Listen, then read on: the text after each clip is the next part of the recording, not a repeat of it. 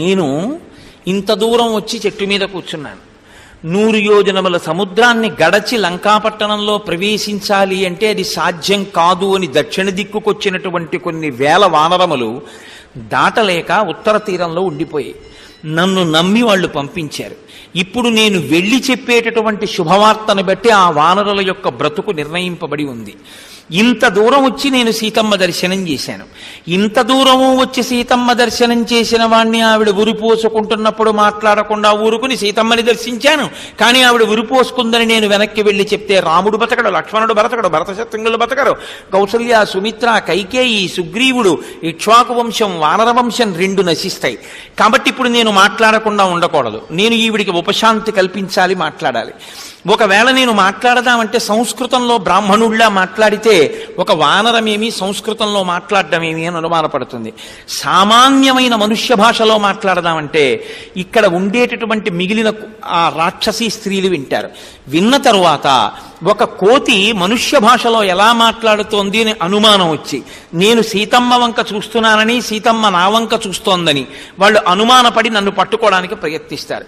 అప్పుడు యుద్ధం జరుగుతుంది. యుద్ధం జరిగిన తర్వాత జయాపజయములు విధి నిర్ణీతములు.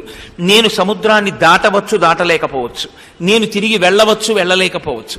నిగ్రహింపబడవచ్చు, నిగ్రహింపబడకపోవచ్చు. కానీ రామకార్యం చెడిపోవచ్చు, సుగ్రీవుని యొక్క ఆజ్ఞ చెదిరిపోవచ్చు. అప్పుడు నేను వచ్చి వెళ్ళిన కార్యం ఎలా జరుగుతుంది? మళ్ళీ సీతమ్మని తీసుకెళ్లి ఎవరికీ కనపడనంత గుప్తమైన ప్రదేశంలో వీడు దాచవచ్చు. నేను ఇన్నిటిని అధిగమించి ముందు ఈ తల్లి ఉరిపోసుకున్నది ఉరిని వదులు చేసుకుని ప్రాణములతో నిలబడాలంటే, మళ్ళీ ఈవిడికి శరీర స్పృహ కలగాలంటే, బ్రతకాలన్న ఆశ చిగురించాలంటే నేనేం చెప్పాలని ఆలోచించాను. నేను చెప్పేది ఏదో చెప్పడం కాకూడదు. ఏది చెప్తే ఆవిడికి సంతోషం కలుగుతుందో, ఏది చెప్తే ఆవిడ వింటుందో, ఏది చెప్తే ఆవిడ ప్రీతి చెందుతుందో, ఏది వింటే ఆవిడికి బ్రతుకు మీద ఆశ కలుగుతుందో ఆ రామనామం చెప్పాలి, ఆ రామకథ చెప్పాలి. రామకథ చచ్చిపోయే వాళ్ళని బతికిస్తుంది. ప్రత్యేకించి సీతమ్మ తల్లి అంత ప్రీతి పొందుతుంది. కాబట్టి నేను రామకథే చెప్తాననుకున్నారు అని రాజా దశరథో నామరథ కుంజరవాజిమాన్ పుణ్యశీలో మహాకీర్తి ఇక్ష్వాకూణాం మహాయశాః. మళ్ళీ రామకథని ప్రారంభించారు. సుందరకాండ బలమంతా రామకథాబలమే. ఒక్క చోట చెప్పినట్టు ఇంకొక చోట చెప్పరు. అంటే కథని మార్చేస్తారని కాదు, ఎక్కడ ఎంతవరకు అవసరమో అంతవరకు తీసుకుంటూ ఉంటారు అని మొదలుపెట్టారు. ఒకానొకప్పుడు మహానుభావుడు, పుణ్యమైనటువంటి వర్తన కలిగిన వాడు, రుజుస్వభావము కలిగినటువంటి వాడు, అనేక పుణ్యకార్యములు చేసిన వాడు, యజ్ఞయాగాది క్రతువులు చేసిన వాడు, కొన్ని లక్షల ఏనుగులు గుర్రములు సంపదగా కలిగిన వాడు, కోసల రాజ్యములు పరిపాలించిన వాడైన దశరథ మహారాజు గారికి కలిగిన 4 పుత్రులలో పెద్దవాడైన రామచంద్రమూర్తి తండ్రిని సత్యవాక్యమునందు నిలబెట్టడం కోసమని ఆయన ఆజ్ఞాపించిన విధంగా 14 సంవత్సరముల దండకారణ్యంలో వసించడం కోసం భార్య అయిన సీతమ్మతో తమ్ముడైన లక్ష్మణుడితో కలిసి అరణ్యవాసానికి వచ్చి 14,000 మంది కరదూషణాదులను సంహరించి జనస్థానంలో ఉండగా రాక్షస సంహారం చేశాడని మనసులో కోపం పెట్టుకున్నటువంటి రావణాసురుడు మారీచుడనబడేటటువంటి రాక్షసుడిని ప్రేరేపించి ఒక మాయామృగ రూపంలో పంపించి సీతమ్మని లోభపెట్టి రామలక్ష్మణుల్ని దూరం చేసి సీతమ్మని అపహరించి తెచ్చి ఈ లంకాపట్టణంలో బంధించి ఉంచాడు.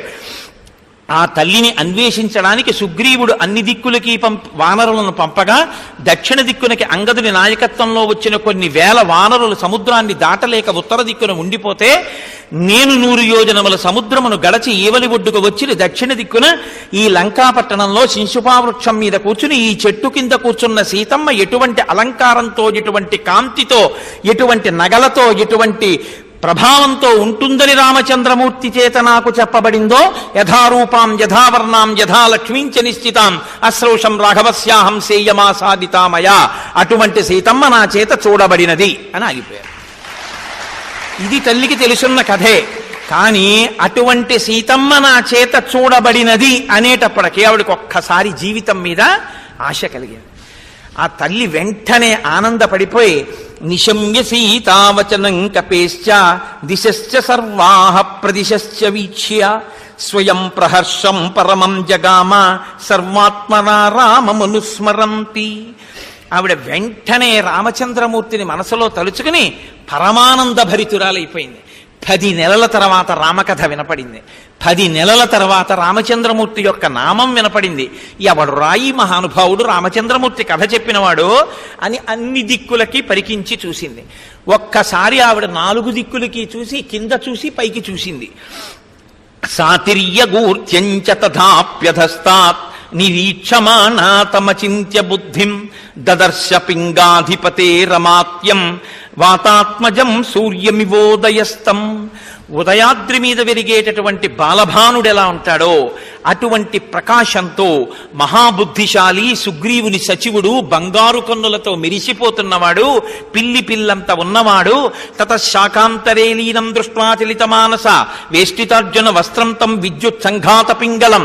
తెల్లటి బట్టలు కట్టుకున్నవాడు, పగడాల ముద్దలాంటి మూతితో ఉన్నవాడు, ఆకులలోంచి తొంగి చూస్తున్నవాడు, ఉదయభానుళ్ల వెలిగిపోతున్నవాడైనటువంటి ఆ చిన్ని హనుమ యొక్క స్వరూపాన్ని తల్లి ఒక్కసారి చూసి ఆశ్చర్యమునకు లోనైంది. సీతమ్మ తల్లి ఈ హనుమని దర్శించినటువంటి ఘట్టం ఏదుందో దీన్ని సిద్ధిసర్గ అని పిలుస్తారు పెద్దలు. ఇది విన్నంత మాత్రం చేత సీతారామచంద్ర ప్రభువు యొక్క, హనుమ యొక్క అనుగ్రహం కలుగుతుంది. నేను మళ్ళీ ఉపన్యాసాన్ని కొనసాగిస్తాను. మీరు ఆ నీరాజనాన్ని తీసుకోండి. ఇక్కడికి వచ్చిన తర్వాత స్వామికి నీరాజనం ఇస్తే కానీ మళ్ళీ చెప్పకూడదు అని చక్కగా నీరాజనం ఇస్తుంటారు. మనమందరం కూడా శ్రీరామదూతం శిరసా నమామి అదొక్కసారి చెప్దాం. నేను మకుటం చెప్తాను, మీ అందరూ ఆ మాట చెప్పండి. స్వర్ణ పింగళభా స్వరనేత్రయుగళం చలితమకర కుండల గండభాగం సమలంకృత దివ్య స్వర్ణోపవీతం మంజు మంజీర మహిత పదాబ్జం దినమణి శతనిభ దివ్య ప్రకాశం దాసముఖాంభోజ దశశత భానుం వాల్మీకి కృత కావ్య వరసరోహంసం రామలావాణ్యాభ్రరాగమయూరం రామచంద్రపాద రాజీవ మధుపం శ్రీరామ సుగ్రీవ సఖ్యోల్లాసం రామచంద్ర దత్త రమణీయ భూషం సీతానివేదిత శ్రీరామ కుశలం. ఓ ఇవాళ మనం గొప్ప సిద్ధిసర్గ విన్నాం. చాలా సంతోషం. అందరూ ఆ నీరాజనాన్ని స్వీకరించండి. జై శ్రీమద్ రమారమణ గోవింద జై శ్రీరామ్. సీతారామచంద్ర ప్రభువుకి, హనుమత్ సమేత శ్రీ సీతారామచంద్ర ప్రభువుకి, శ్రీ సీతారామచంద్ర ప్రభువుకి. హరి ఓం.